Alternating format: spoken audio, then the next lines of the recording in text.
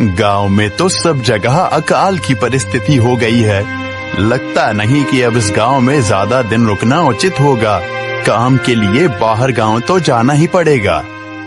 भूषण काम की तलाश में दूसरे गांव की ओर निकल पड़ता है।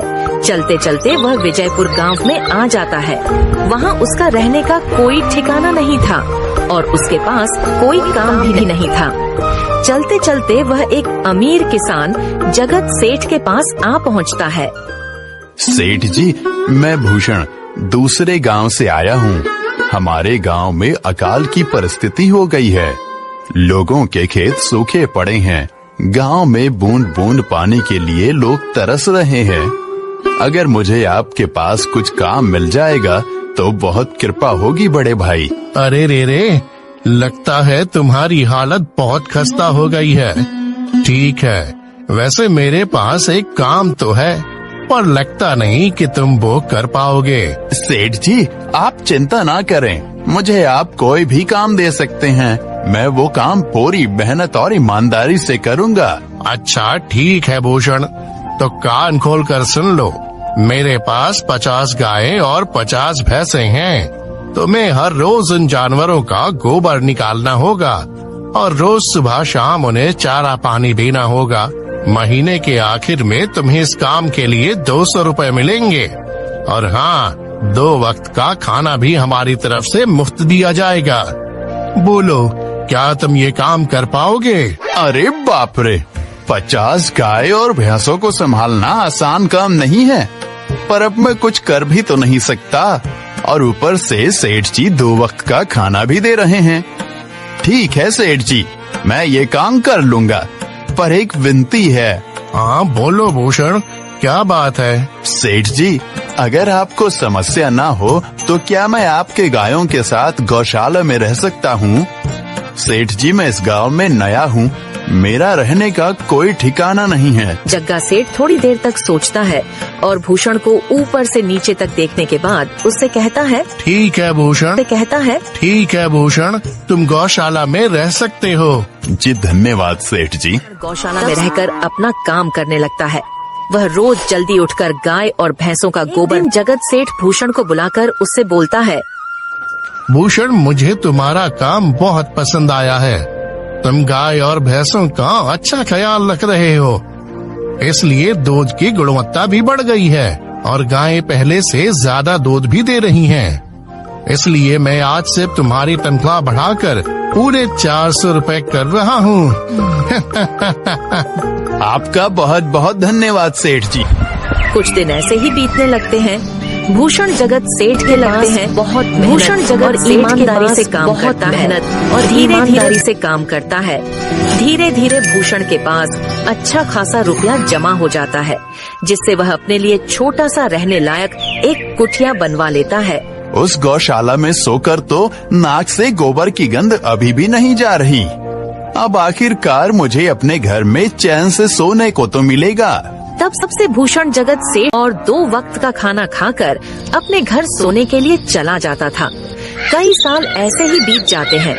भूषण की मेहनत के कारण उसके पास एक दिन भूषण जगत सेठ से बोलता है, सेठ जी, आजकल गांव में चोरी की समस्या बहुत बढ़ गई है और मेरे पास कुछ रुपए भी जमा हैं जो मैंने अपने घर में रखे हुए हैं, पर मुझे उन पैसों की चोरी की चिंता हो रही है। आपको तो पता है कि मैं दिन भर आपके पास ही काम करता हूँ और सिर्फ रात में ही घर सोने जाता हूँ, इसलिए मुझे रोज उन पैसों की चोरी की चिंता सताती है। हाँ भूषण, तुम बात तो बिल्कुल सही कह रहे हो। आए दिन गांव में नए नए चोरी के किस्से सामने आ रहे हैं और दिन भर तो तुम्हारा घर खाली ही रहता है, तो चोरी होने की संभावना तो जरूर है। जगत सेठ थोड़ी देर सोचता है और फिर भूषण से कहता है, देखो भूषण, ऐसे समय में तो गांव में एक ही जगह है जहां पर तुम्हारा धन सुरक्षित रह सकता है, और वो है जमींदार का घर। क्या जमींदार का घर? हाँ भूषण, इस गांव के जमींदार बहुत ईमानदार और दयालु हैं। ऐसा मैंने कुछ लोगों से सुना है और उनके घर पर बहुत सारे पहरेदार भी हैं, तो चोरी होने की संभावना बहुत कम है। तुम अपने पैसे उनके पास रख सकते हो। अच्छा, ऐसा है क्या सेठ जी? ठीक है, फिर आज ही मैं जमींदार जी से मिलकर बात करता हूँ और उन्हें अपनी समस्या बताता हूँ। वो जमींदार जी के घर उनसे बात करने जाता है। तुम रुको, कहाँ अंदर आए जा रहे हो? वहीं रुक जाओ। जी मुझे जमींदार जी से मिलना है। मुझे उनसे कुछ काम है। क्या काम है तुमको उनसे? मुझे जरा बताओ।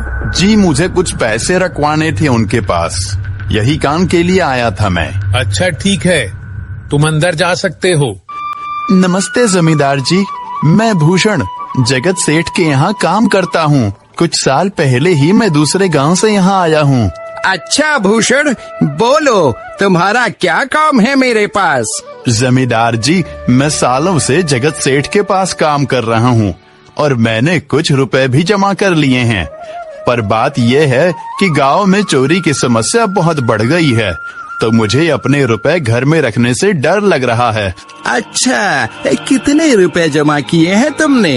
जमींदार जी, यही कोई 5 से 6 हजार रुपए होंगे मेरे पास। वाह, ये तो बड़ी रकम है। मैंने आपकी ईमानदारी के बारे में लोगों से बहुत सुना है, इसलिए मैं अपनी रकम आपके पास कुछ वक्त के लिए रखने आया हूँ।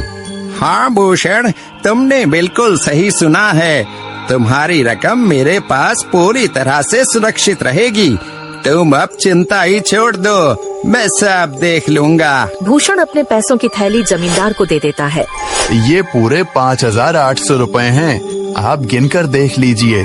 गिनने की क्या जरूरत है? तुम तो जगत सेठ के आदमी हो, मुझे तुम पर पूरा विश्वास है। जमींदार जी, आपका बहुत बहुत धन्यवाद। अब मुझे चोरों का कोई डर नहीं है, क्योंकि मेरे पैसे सुरक्षित हाथों में हैं। अरे भूषण, कोई बात नहीं, धन्यवाद तो मुझे बोलना चाहिए, जो तुम मेरे पास आए अपने रुपए रखने के लिए। भूषण अपने पैसे जमींदार को देकर अपने घर चला जाता है। हाँ भूषण, तुम्हारे पैसे मेरे हाथों में ही अच्छे लगते हैं। देखते ही देखते 2 साल ऐसे ही बीत जाते हैं। एक दिन भूषण सोचता है, अब बहुत साल हो गए जगत सेठ के यहाँ काम करते हुए।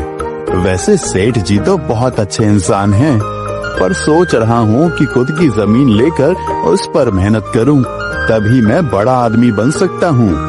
अब जो मेरे पास थोड़े कुछ पैसे हैं और जो जमींदार के पास कुछ पैसे संभालने के लिए दिए हैं, वो जमा करके थोड़ी जमीन खरीद लूँगा। आज ही जमींदार से मिलने जाता हूँ और अपने रुपए मांगता हूँ। ये सोच जमींदार जी के घर चला जाता है।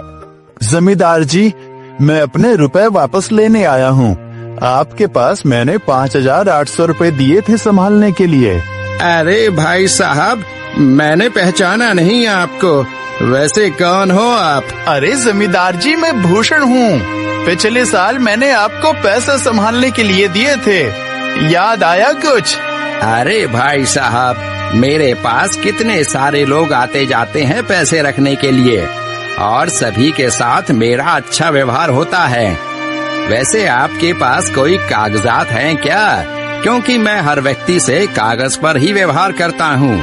किसने कितने पैसे दिए, किसके कितने पैसे रखे हैं, सबका व्यवहार रहता है मेरे पास। जमींदार जी, ये आप क्या बात कर रहे हैं? आपकी ईमानदारी देखकर ही मैंने आपको पैसे दिए थे संभालने के लिए, और आप अब ऐसी बातें कर रहे हैं। कृपया करके मेरे पैसे मुझे वापस कीजिए। हाँ भूषण, मैं ईमानदारी से ही काम करता हूँ, इसलिए तो तुमसे मैं डॉक्यूमेंट्स मांग रहा हूँ। क्या तुम्हें पता नहीं, जब तुम किसी से पैसों का व्यवहार करते हो तो तुम्हें स्टाम्प पेपर पर लिख कर देना पड़ता है। तुम किसी से भी पूछ सकते हो। नहीं जमींदार जी, मैं आपके पैर पड़ता हूँ, कृपया करके मेरे रुपए मुझे दे दीजिए। बड़ी मेहनत से मैंने वो पैसे जमा किए थे, मुझ पर ऐसा अन्याय ना करें। अरे क्या ये झूठ मूठ का रोना धोना लगाया है? लगता है तुम ढोंगी हो और मेरी ईमानदारी और भोलेपन का फायदा उठाकर मुझसे ये रुपए लेने आए हो। रुक, तुझे अभी सबक सिखाता हूँ। जमींदार अपने आदमियों को बुलाकर भूषण की पिटाई करने को कहता है। इसे तब तक मारो जब तक ये बेहोश न हो जाए। इस 2 कौड़ी के आदमी ने मेरी ईमानदारी पर सवाल उठाया है, इसे छोड़ना मत। जमींदार के आदमी भूषण को डंडे से खूब मारते हैं। फिर दुखी होकर अपने घर चला जाता है। भूषण के शरीर पर घाव के निशान स्पष्ट दिखाई दे रहे थे। 2 दिन से भूषण घाव के दर्द के कारण जगत सेठ के घर काम के लिए नहीं जा पाता है। इसलिए अगले दिन जगत सेठ भूषण के पास आ जाते हैं। वह देखते हैं कि भूषण खाट पर सो रहा है और वह बड़ा ही चिंता में नजर आ रहा है। भूषण भाई, तुम 2 दिन काम पर नहीं आए, क्या हुआ भाई? तबीयत ठीक है ना तुम्हारी? कुछ समस्या है क्या? अरे सेठ जी, आप खुद यहाँ आए हो। आप खबर भिजवाते तो मैं खुद चला आता। अरे भूषण, कोई बात नहीं, तुम्हें देखकर लगता है तुम बीमार हो। क्या हुआ है तुम्हें? जगत सेठ, क्या बताऊं, जिस जमींदार के पास पिछले साल मैंने अपने पैसे संभालने को दिए थे, वो आज मुझे पैसे वापस नहीं करना चाहता। वो बहुत लालची इंसान है, वो लोगों को ठग रहा है। और जब मैंने बाद में गिड़गिड़ाना शुरू किया तो उसने डंडे से मार मार कर मेरी पिटाई करवा दी और मुझे वहाँ से धक्के मार कर निकाल दिया। अरे बाप रे, ये तो बड़ा ही गंभीर विषय है। मैंने तो जमींदार के बारे में अच्छा ही सुना था, पर मुझे भी नहीं पता था कि वो इंसान इतना गिरा हुआ है। तभी मैं सोचूं, हर साल उसकी संपत्ति इतनी ज्यादा कैसे बढ़ रही है। मुझे माफ कर दो भूषण, मैंने ही तुम्हें जमींदार के पास जाने को बोला था। गलती तो मेरी भी है। नहीं जगत सेठ, आप तो मेरा अच्छा ही सोच रहे थे। ये तो उस जमींदार का लालच है। अब लगता नहीं मेरे पैसे उस जमींदार से वापस मिलेंगे भी।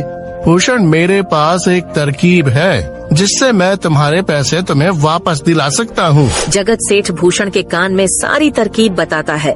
ठीक है सेठ जी, हे ऊपर वाले, ये तरकीब कामयाब होने दीजिए। अगले दिन जगत सेठ बहुत सारे पैसों को एक सूटकेस में भरकर खुद जमींदार के घर जाता है। अरे जगत सेठ, आज आप खुद यहाँ? बोलो भाई, इस गरीब के घर कैसे आना हुआ? हमारा तो ये सौभाग्य है कि आप जैसे धनी आदमी के चरण हमारे घर में लगे हैं। नमस्ते जमींदार जी। अरे जमींदार जी, आप तो मुझे अब लज्जित कर रहे हैं। वैसे मैं कुछ महीनों के लिए दूसरे राज्य में व्यापार करने जा रहा हूँ। मैं ये लगभग 50,000 रुपए लाया हूँ। मुझे डर है कि कहीं ये चोरी ना हो जाए। क्या आप मेरे सारे पैसे अपने पास संभाल कर रख सकते हैं? आपके सिवाय इस गांव में और किसी पर भरोसा नहीं कर सकता। अरे जगत सेठ, ये भी कोई पूछने की बात है? मेरे पास आपके पैसे बिल्कुल सुरक्षित रहेंगे। आप निश्चित होकर व्यापार करने जा सकते हैं। इस बार तो बड़ी मछली हाथ लगी है। बार बार ऐसा मौका नहीं मिलता। भारी माल हाथ में लगने वाला है। तभी वहाँ पर भूषण आ जाता है। अरे भूषण, तुम? अच्छा हुआ तुम आ गए। मैं तुम्हारे पास ही आने वाला था। मुझे माफ करना, उस दिन तुम्हें पहचान नहीं पाया। इतने सारे लोग मेरे पास आते हैं तो जरा परेशानी होती है, पर मैं अपनी बातों का बड़ा पक्का हूँ। हाँ रुको, मैं तुम्हारे सारे पैसे अभी देता हूँ। जमींदार भूषण के सारे पैसे उसे लौटा देता है। माफ करना भूषण, मेरे आदमियों ने तुम्हारे साथ उस दिन बदतमीजी की। मैं आज ही उनको काम से निकालता हूँ। भूषण बिना कुछ बोले वहाँ से चला जाता है। अरे क्या बात है जमींदार जी, आप तो अपने बातों के बहुत पक्के हैं। तो ठीक है, मैं अपने सारे पैसे आपके पास रख सकता हूँ। जगत सेठ इतना बोल ही रहा था कि तभी वहाँ जगत सेठ का नौकर आ जाता है। मालिक, अब आपको बाहर के राज्य में जाने की कोई जरूरत नहीं है। अभी अभी व्यापारियों का संदेश आया है और उसने कहा कि वो खुद हमारे गांव आ रहे हैं। अरे ये तो बहुत बढ़िया बात हुई। अब मुझे इतनी दूर नहीं जाना पड़ेगा। सुन रहे हो जमींदार जी, व्यापारी यहाँ आ रहे हैं। अब मुझे नहीं लगता कि ये पैसे आपके पास रखने का कोई मतलब होगा। चलो, आपका बहुत बहुत धन्यवाद। आपने इतनी ईमानदारी दिखाई मुझे। हाँ, पर अगली बार जरूर आपके पास ही आऊंगा। ऐसा बोलकर जगत सेठ और उसका नौकर वहाँ से अपने पैसे लेकर चले जाते हैं। धत तेरी की, ये क्या हो गया? ये 50,000 तो चले गए और जो भूषण के 5,800 रुपए हड़प लिए थे वो भी चले गए। आप